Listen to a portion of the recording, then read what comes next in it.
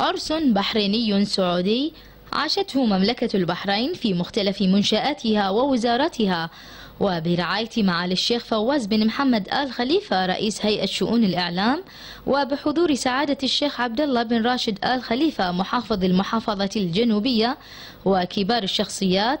أقامت هيئة شؤون الإعلام احتفالا بهذه المناسبة، كما أقيم عرضا للعرضة البحرينية احتفالا بهذه المناسبة العزيزة على قلوبنا. ويأتي هذا العرس والاحتفال الشعبي البحريني الكبير في ظل ما تحظى به العلاقات البحرينية السعودية، حيث تتسم هذه العلاقات بكونها علاقة تاريخية تقوم على التواصل والود والمحبة بين قيادتي وشعب البلدين.